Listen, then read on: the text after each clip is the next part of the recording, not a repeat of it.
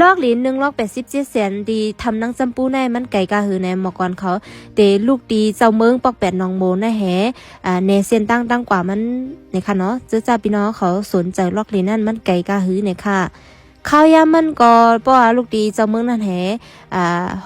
หอกามาไหนได้ก็ติไรปันข้าวยาม15 นิดเกค่ะอ้อ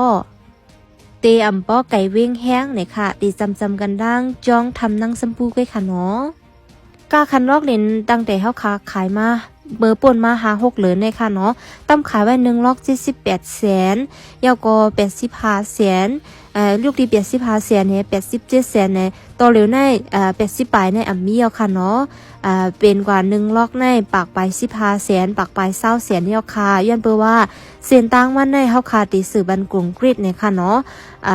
แต่วันที่17ในตีสื่อกว่าเย้าเนี่ยค่ะน้ำเนี่ยก็เดมไรคันใจค่ะเนาะเดปันหลอดน้ำเอาค่ะน้ำหมอวิซีเขาก็ติดขดออกเย้าเนี่ยค่ะ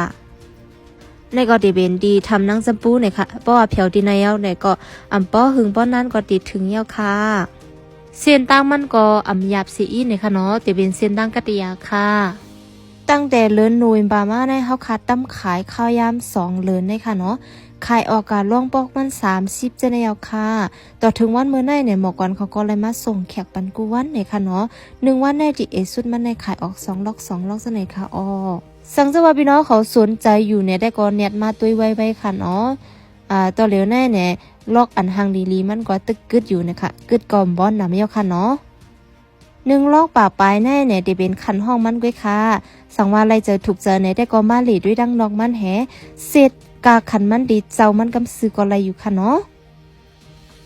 ช่างว่าพี่น้องเขาส่วนจะเนี่ยกับสิทธิ์ที่ต่อมาในจุ่มนี้มันบอกกันเขาไว้ค่ะเนาะ